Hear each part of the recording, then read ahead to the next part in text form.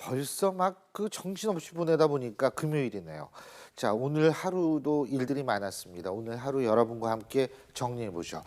자, 지금 이 자리에 전문가 5분 모셨는데요. 부산카톨릭대학교 차지원 교수, 그리고 중앙일보 기자 출신이시죠. 양지열 변호사, 숭실사이버대학교 이호선 교수, 하재근 문화평론가, 백기종 전 수서경찰서 강력팀장 5분 나와 계십니다. 안녕하세요. 안녕하세요. 네, 여러분 뵈니까 그냥 든든해요. 예, 진짜 든든합니다. 자, 먼저 정치 얘기부터 해볼까요? 이 정세균 의장이 결국 후퇴했다라고 보는 거죠? 봐도 되나요? 뭐 정세균 의장도 후퇴를 했고, 뭐 새누리당도 나름대로는 이게 지금 이제 버틸 수 있는 그런 상황이 아닌 거니까 서로 이해관계가 맞아서 이 극적이 뭐 타결을 했다고 볼 수 있죠. 예. 사실 어제 정세균 의장의 그 정기국회 개사에서 이 문제가 개사 때문에 그렇죠. 정기국회가 파행이 됐지만 사실 오래 갈 사안은 아니었습니다. 뭐 얼핏 보기에는 치킨 게임식 아주 막장극처럼 보이지만 사실 들여다보면 그 안에는 지금 이제 여소야대 국민에서의 향후 국회 운영권을 어떻게 갖고 누가 질 것이냐는 일종의 삽바싸움 같은 그런 성격이 띠고 있었거든요. 그래서 사실 오늘 뭐 새누리당 당적을 갖고 있는 남경필 경기도지사 이런 이야기를 했지 않습니까? 이게 국회가 마비될 일인가라 할 정도로 상당히 비판적인 입장을 보였는데 사실 지금 뭐 정세균 의장이든지 새누리당이든지 사실 지금 무엇보다도 지금 뭐 민생 현안의 발등이 불인 추가 경정 예산안 통과가 지금 시급한 상황이지 않습니까? 이 부분에 대해서 이 상당히 비난 여론이 커지니까 정세균 의장 입장에서는 본인이 개사를 통해서 자신의 뭐 사드 문제라든지 우병우 민정수석의 문제에 대해서는 정치적 소신을 충분히 피력을 했고 그것이 이 국민에게 전달됐다 생각했던 거고, 그리고 또 지금 새누리당 입장에서 보면 이번에 의장실 어저께 야밤에 찾아가고 오늘 복도 농성을 통해서 국회의장이 야당 출신 국회의장이 국회 운영을 마음대로 할 수 있는 데서 견적을 충분히 던졌다. 서로 이해관계가 맞았기 때문에 지금 먼저 발을 한 발 뺀 건데 문제는 이런 것 같습니다. 앞으로 이런 사안이 이번으로 그칠 것이 아니라는 거죠. 앞으로 아마 이번 정기국회를 통해서 뭐 국정감사나 예산 처리 과정에서 아마 이 야당 출신 국회의장과 여당이 충돌할 가능성이 충분히 있는데 이 상황에서 그럼 어떻게 하느냐. 오늘 이번에 보여줬듯이 민심의 해초리가 작동되면 아무리 강경한 양측이라도 타협할 수밖에 없는 상황이거든요. 이런 상황이 벌어질 때마다 여론과 민심이 따가운 해초리를 던져야 된다고 생각합니다. 근데 그 지금 남경필 지사 얘기를 잠깐 했습니다만 이 정도의 사안을 가지고 이렇게 끌 일이 되느냐, 내용 면에서는 어떻게 보세요? 일단 개회사였지 않습니까? 어찌됐든 국회의장 같은 경우 국회법 자체가 당적을 보유하지 못하도록 한다. 그러니까 정치적으로 중립을 한다는 것을 사실은 법상의 의무로 놓고 있는 거기 때문에 당론에 거의 그냥 당론 자체를 발표한 것과 마찬가지였죠. 특히 저 같은 경우는 좀 걸렸던 게 사드 배치 문제 같은 경우에는 사실은 정치적 이해관계로 국회의장이 얘기할 만한 문제는 좀 부적절해 보였거든요.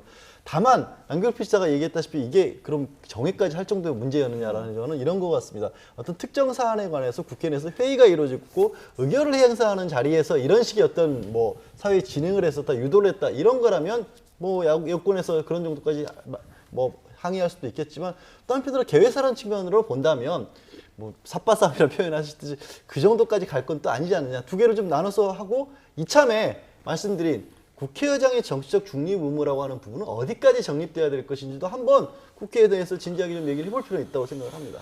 근데 어쨌든 이번에 이 사안을 보면서 지금 일단 새누리당은 정세균 국회의장을 윤리위에 회부를 했죠. 지금 한 거죠, 그러니까.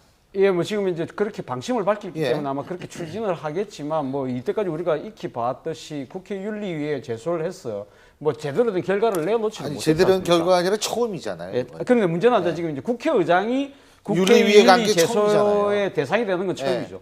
그리고 그만큼 지금 이제 우리 20대 국회도 과거 19대, 18대의 식물국회, 동물국회와 비슷한 흐름으로 갈 수 있다는 것을 하나 보여주는 측면에서는 상당히 좀 우월한 전조랄까요? 그런 측면에서는 상당히 우려가 되는 측면이 있습니다. 뭐 이게 식물이 됐든 동물이 됐든 20대 국회는요, 제가 볼 땐 벌써 시작도 제대로 안 했는데 막 역사상 처음 기록이 막 나와요. 네?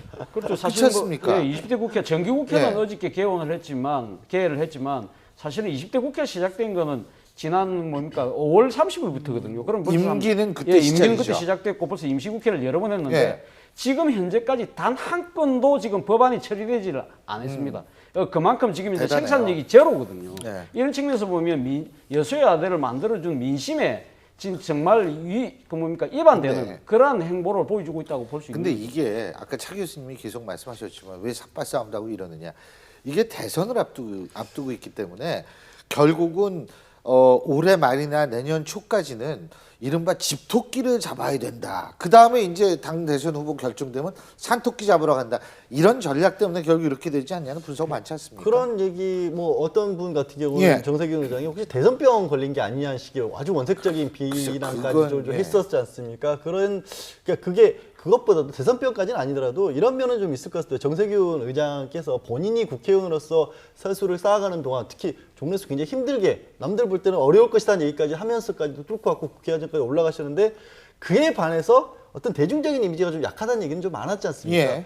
그거를 이번 기회에 좀 극복해 보시려고 하는 건 아니었는지 싶은데 뭐. 그거를 극복하시기에는 너무 또 쉽게 또 이렇게 무너지는 모습을 보이셔서 오히려 이게 역효과를 낸 건 아닌가 하는 조금 우려도 있고 앞으로 국회의장 이제 하셔야 되는데 진행을 할 때 영이 선다고 하죠. 이런 부분이 초반에 이렇게 좀 글쎄. 안 좋게 작용을 하게 되면 그래서 야권 입장에서도 봤을 때 그러니까 대선을 두고 봤을 때도 그렇게 도움이 되는 행보는 아니었을 것 같습니다. 예. 이게 당장 이제 몇 가지 주제들이 또 쌓여 있는 것들이 있잖아요. 지금 풀리지 않은 거 뭐 이를테면 조윤선 장관 후보 청문회라든지 아니면 더 나아가서 뭐 세월호 문제도 있고요. 백남기 농민 뭐 그 사건도 있고 그 청문회가 또 다 쌓여 있는 부분이 있는데 이번 사건 보면서 이제 국민의 눈으로 저는 볼 때는 어떤 생각이 드는가 정세균 그 의장 같은 경우에는 좀 경솔하지 않았나라는 생각이 들고 그렇다고 새누리당도 너무하지 않았나 너무 급하게 들어갔고 점거농성이 이게 얼마 만에 있는 일인지 국민들이 볼 때에는 그 대만에서 그런 일이 과거 우리나라에 있었던 일이 있었다더라 하고 이번에 점거농성이 진짜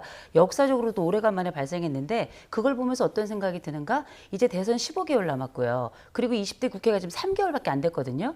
그런데 이제 국회가 싸우는 건 우리가 싸움이라고 안 그러고 쌈박질이라고 부르잖아요.